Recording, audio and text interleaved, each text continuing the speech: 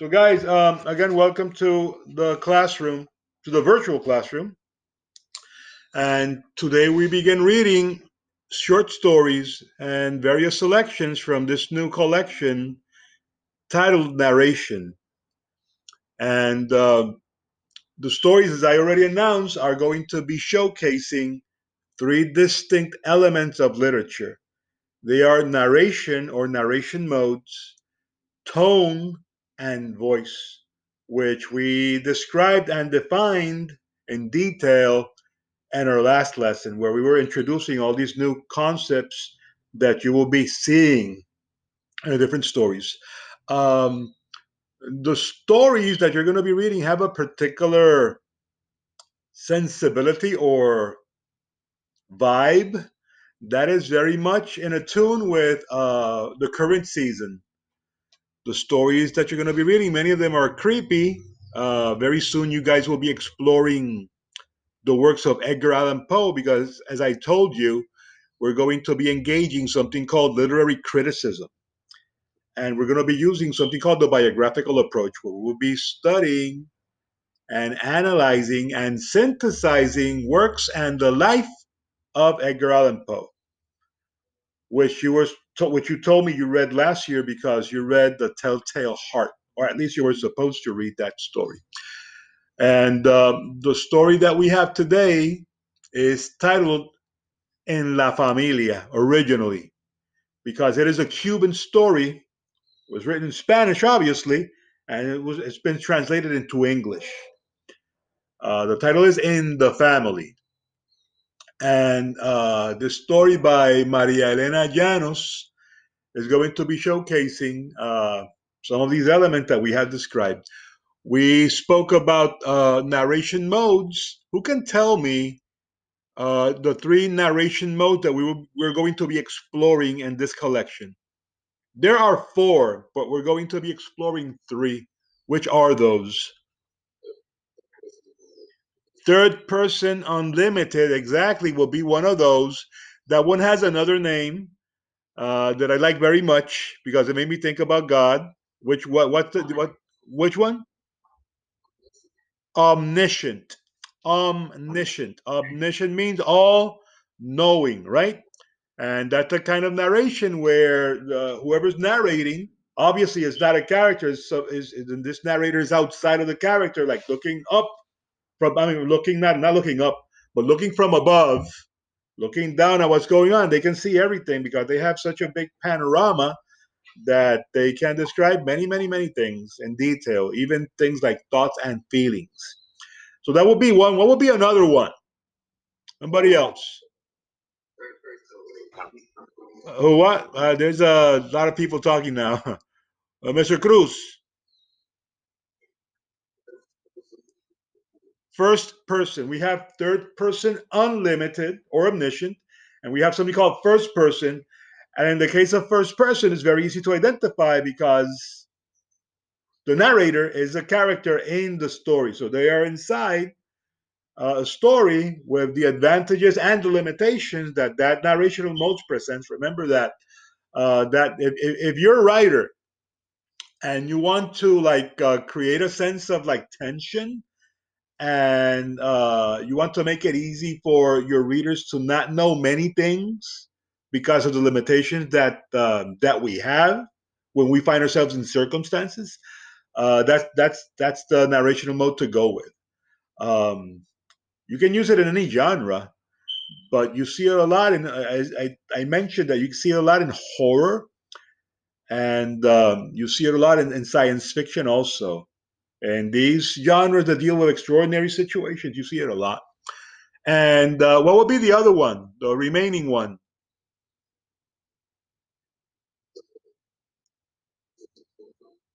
Okay, if we have one that is called third person limited, I mean unlimited, we need to have another one that is called limited. Right? We got third person limited point of view, and this one is like in between first person and third person unlimited, where this narrator knows more of what's going on of the circumstances than first person, but knows less than third person unlimited.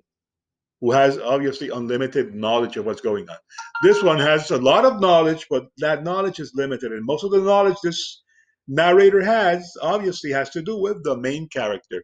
When we're taking a few steps back, remember that when we're dealing with first person narration mode, there is a subcategory that we have to keep in mind. This subcategory is known as the unreliable narrator. And this unreliable narrator is unreliable for whatever reasons. People's testimony can be unreliable.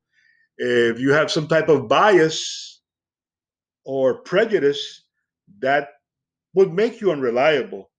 If you have some type of mental issue or condition, that can make you unreliable. If you are under the influence of something that is not normal, like if you're drunk or high, that makes you unreliable. So you have to question your narrator depending on the things that they say. Say, wait a minute, that doesn't sound right, or why is this person saying that? And that's something you're gonna have to be in the outlook for, because you're gonna read stories in this collection that have unreliable narrators, and I'm not gonna tell you. You're gonna tell me I found him or I found her, whoever it is. Okay. Any question regarding narrational modes? There's something called uh, second person, but we're not going to deal with that because we hate it. Okay. Any question, guys? Okay, so we have no questions. Let's go into a little bit more detail about this selection that you're going to be reading in the family. This is a very interesting story because it belongs to a movement of writing that is very distinctively Latin American. It's very Hispanic. There is something called magic realism. Let me give you an example of magic realism. I remember that I went to a seminar at a hotel. I think it was a Ponce Hilton or one of those hotels a few years ago. It was quite a while ago, maybe 9, 10 years ago, something like that, or maybe more. And in this workshop for teachers, the speaker, who was a college professor, shared a short story by another Cuban author, not by Maria Elena Llanos. I forgot the name of the author. I even forgot the name of the story. I've been trying to find the title of that story, but for the life of me, I cannot find it. But I remember the story. And the story is told in first person narrational mode because the person who's narrating the story is this woman. And she lives in Cuba, in the countryside, right? And she's describing her morning. She wakes up, she's in the kitchen, she is making breakfast. It talks about her making the coffee and the aroma of the coffee, and she's making breakfast and she's hearing the shower. And she looks behind her, and there's the door of the bathroom. It's kind of like semi open, and the person that is taking the shower is her husband, and she takes a peek and she's looking at her husband, and she describes him while he's taking a shower because she can see him, and she says how she likes her husband, how she enjoys looking at him. And then he comes out of the bathroom and they sit down and they're having breakfast together, and at the table they're having a conversation and all that. And does anything sound weird here, guys? Yeah, it's normal. It's a normal couple having breakfast. I didn't say anything that sounds out of the ordinary, right? I would assume that most.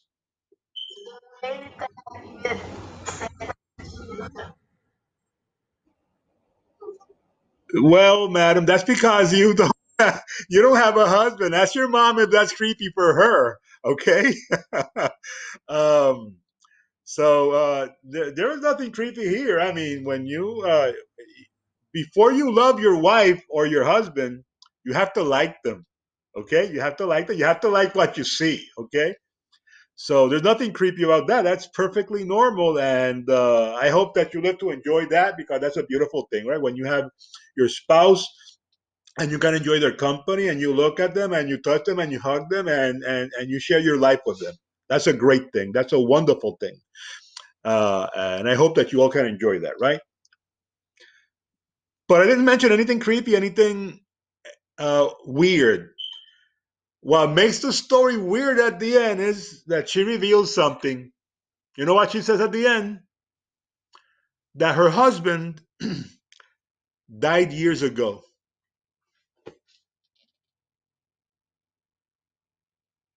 And the story ends. That is magic realism. Who was she having breakfast with?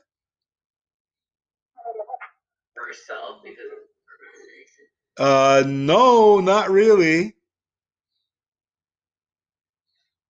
She was having she was having breakfast with her husband's ghost. Oh, she was having breakfast with a ghost. And when we talk about ghosts, is that ordinary or extraordinary? Uh, Guys, you're asking me or you're telling me? Have you ever seen a ghost? I mean, I've never seen a ghost, and I think that if I saw one, that would freak me out. But I don't believe in ghosts anyway. I don't. Not that I believe in ghosts. I don't believe in that. But if I did, I, it would freak me out. Now, noted that the way I was sharing this story with you, which was what was shared with me, it was very casual. Remember that when extraordinary things are shown in a fantasy story, in a science fiction story, and in a horror story, we make a big deal. The author makes a big deal out of it because it is, after all, extraordinary. So it is a big deal. I mean, if you open the window because you heard a noise and you're looking at at your backyard and you see a T Rex running around, damn, that's extraordinary. And how would you react to something like that casually? Oh, that's the neighbor's T Rex. I mean, how would you react? What would you do? I would call 911. I mean, I would I would call the army, call the navy, call the space force, call call the transformers, call someone to get this thing out of my backyard. I don't want that thing here. It would freak me out. So when you read a Harry Potter story and he does something with his magic wand, he goes like ipso facto, whatever word he uses. It's like a big deal, right? He casts a spell, and whatever happens is a big deal because it's extraordinary. When you read a science fiction novel, when you read, for example, Dune, and you see these sandworms coming out, the way it's being described, it's awesome. It's like it's scary, right? The extraordinary all is always supposed to cause awe in a normal human being. If you're not normal, then you're gonna whatever, But any normal person, when we encounter the extraordinary, it will cause like shock. It will cause awe. It could cause fear. It could cause a sense of wonder and amazement. But we wouldn't be like, oh, look, a flying saucer. I mean, you saw a flying saucer. How would you react? When you get your camera and call someone, look, a flying saucer, a UFO, right, Mr. Gagan? In magic realism, that doesn't happen. In magic realism, the extraordinary is treated very casually, like it's nothing, like no big deal. Hey, a ghost is sitting there. Hi, want some coffee? That's the attitude. And did anybody in this classroom use Pablo Neruda as the subject matter of their author project? Anyone? Pablo Neruda. No. So it probably wasn't the other ninth grade. Okay, in the other group. He was one of the reasons I decided to put him there because he's very famous. Um, writer. I think he's a Nobel Prize winning author, and most of his works were like magic realism. They delve with the extraordinary, but in a very casual way. This story is going to deal with a subject matter that is quite extraordinary in a very casual way. Imagine that you're having dinner and you have a mirror in your dining room, and when you look at the mirror, you're seeing people having dinner with you that are not actually sitting at the table. How will you react to that?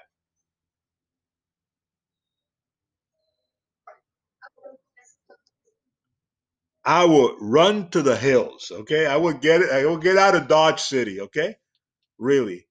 So you're gonna. I don't want to keep on like talking about the story because I don't want to spoil it for you, but it's very creepy. Okay, and you're gonna see what happens. You're going to be using a chart like this one for answering some questions about thing that will help you identify what the narration mode is. So you need to complete this chart. Uh, there's another chart here that's asking you questions to respond to. These are the vocabulary words that you have to define. Um, they are distinct, impression, insight, and portray. And the story can be found in pages 226 through 230. There's a wrap up assessment that needs to be done. I want to remind you that, like with all assessments, they're supposed to be saved as a PDF and uploaded to the LMS. One of the things that I've been noticing in the work, I don't remember if I told you or not, that some people have been sending incomplete work. Like if you do the vocabulary works, you don't do the assessment in the book, or if you do the assessment in the book, you do like half of it, and that will not receive full credit. You want to receive full credit, you have to give full work, right? Remember, what you put in is what you get out, and we have to do the work that is assigned. And if I tell you to wrap up, it's all of the wrap up. If it's an apply your skills section, well, it's all of it, not the part that you felt like doing, because you cannot get complete credit for that. All right? Is that clear, guys? Okay. Um, I want to remind you that Friday uh, we will not meet, but I will leave the lesson at the LMS for you to find there and work on it. Okay, and the lesson will be recorded, and you can see the recording in my YouTube channel. How many of you have been to my YouTube channel? I don't think you go there, do you? I mean, you don't need to if you're taking the class, but if you missed the class, you need to go there and watch the video.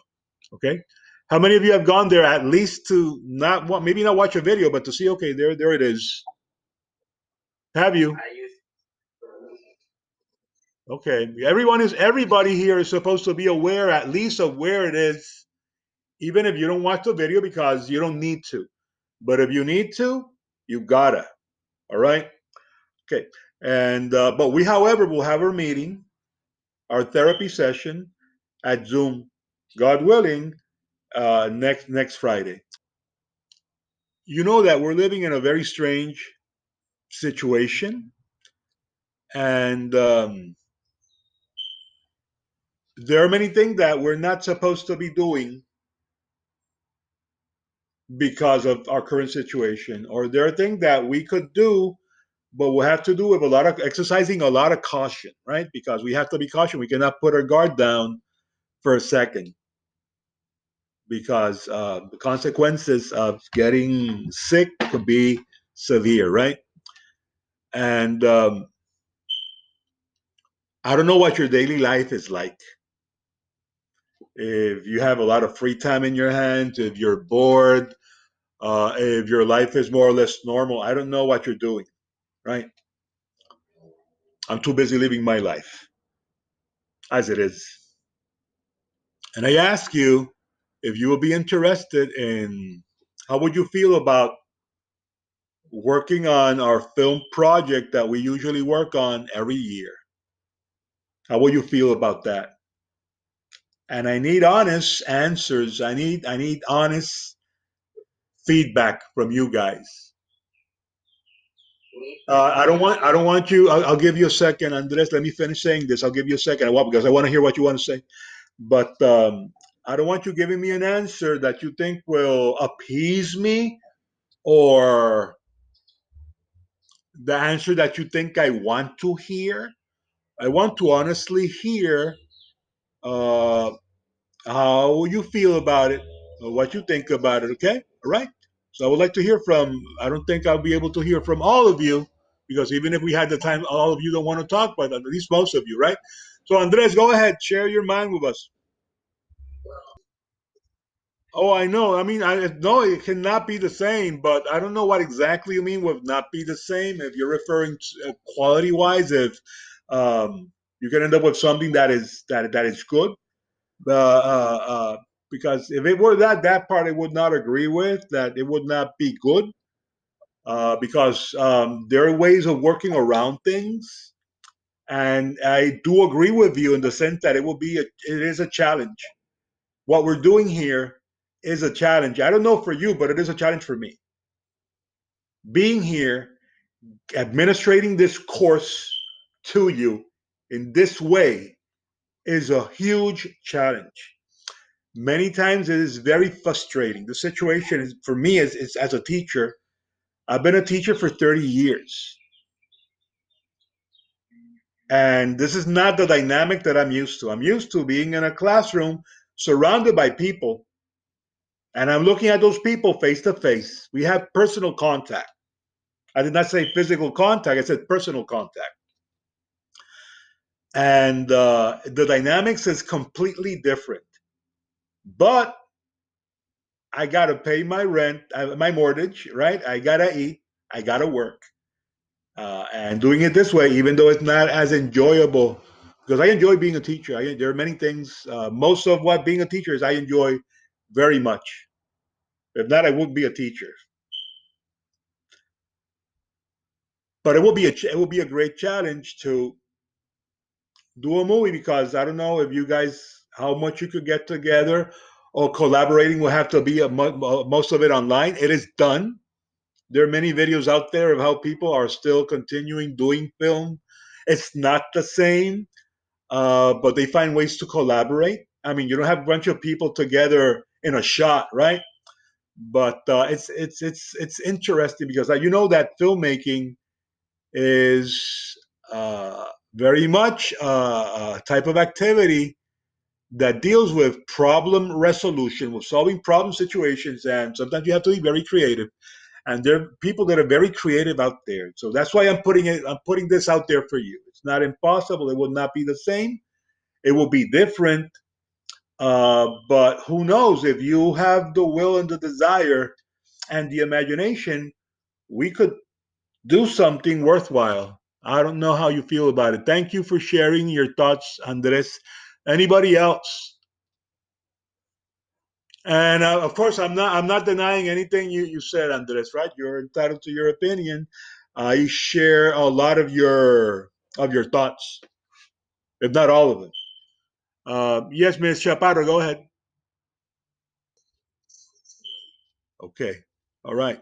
Thank you, madam. Anybody else? Maybe you agree with her. Maybe you partially agree with her. Maybe you partially disagree with her. Maybe you completely disagree with her. I would like to hear all of you guys. I need to. Anybody else? Ms. Almeida, what you just shared, what you just said, is my greatest concern. What you just mentioned there is what gives me doubts. That part, to have one or two people muck everything up, not doing even if a grade is depending on it. Yeah, so that's the part that gives me pause. Somebody else? Thank you guys. What you've all been saying is fantastic. It's all. I agree with all of it. Uh, Somebody else? Okay, Mr. Cruz, have you ever engaged in filmmaking, sir? No. Okay. What school do you come from, by the way? In case you didn't know it, Tyler, we have a cinematic culture in our school. Um, we've been making film festivals for the last like 12 years. Our own homegrown film festival. It's called the Night Owl Film Festival. And for the first time in our history, this year's edition, we could not uh, work on do it. We couldn't do it, and it grieves me. It broke my heart, and I've still been holding a little bit of hope in the 2 months that remain of this year. But for me, it's heart wrenching because it is something that is so dear to my heart. We make films, sir. We have you visited our YouTube channel?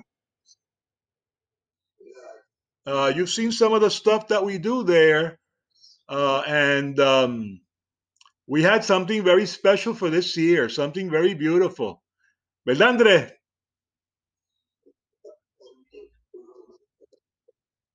what was that? I'm sorry. Well, that's the thing. The filmmaking process, sir, it takes time. You don't make a movie in a week. If you're gonna do it well, it takes months. That's why we usually begin working the project in late October, and we're approaching late October. You see why we have the sense of urgency, so you guys can start working on the film, so it could be ready in early February. So then we can show it to and I'm sorry, not early February, early March, early March. So we can show it in early April in a film festival, which we didn't do this year because of coronavirus. So, but what we were doing was awesome. It was going to be super, super nice. Uh, and what I'm trying to figure out if we should use, let me put it to you this way. What I'm trying to figure out is if we should use the films that we did last year for the next film festival, or if we should proceed and do new projects for the next one. If we open the school next semester, which I'm hopeful. I wish that would happen. Do I see that happening? I don't know. I cannot say anything until I hear in the news that there's a vaccine. Here's the vaccine.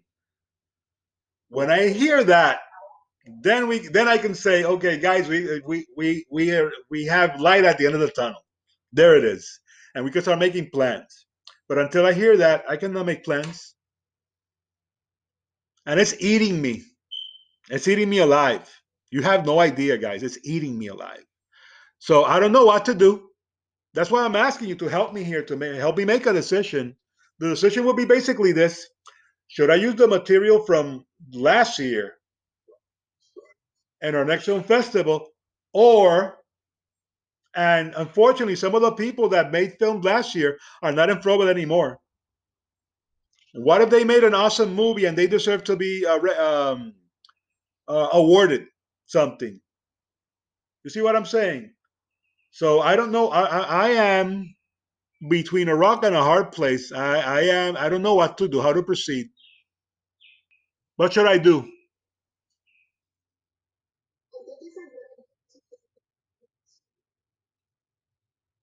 Why? Convince me.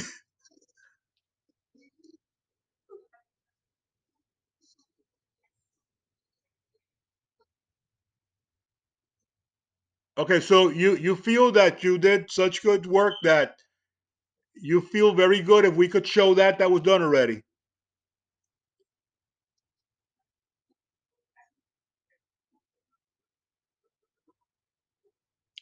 No, not quarantine. No, not quarantine. A quarantine project is something that I had to pull out of my hat. because we substituted the music video for the quarantine doc that you made. I'm talking about the short films that you worked on for the literature class, not for cinematography. The theme was for love.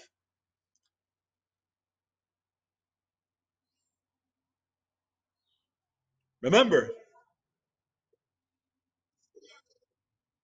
So so you would like for people to see the ones you did last year. Okay.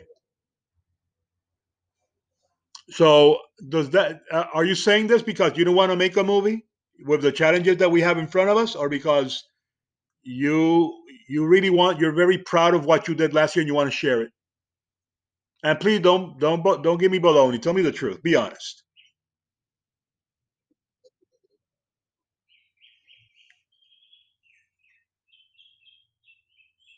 Anybody else?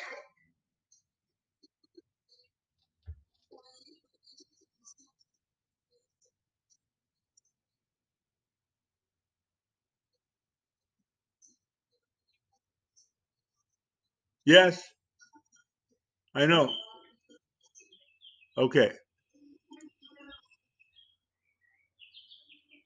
All right, guys. You know what? I don't feel that with what I've heard from you that I am in a place where I can make a decision yet because it's conflicting. It's conflicting. I'm still in the same place. Should I or shouldn't I? Um, I have to keep on meditating on this. Okay, I'll keep on thinking about this because I have to make a decision soon in the next couple of weeks. And if in that time anybody wants to share your 2 cents with me, I will appreciate it. Okay. So guys, I'm gonna let you go. Uh, but we have a decision to make. Okay, regarding that. Remember that I'm gonna be the next lesson will be available on the LMS, and the video will be uploaded. So that means that you're gonna have to see it. But we will be meeting at Zoom, God willing, Friday. Okay. So you'll have a great day. God bless you all, and you take care.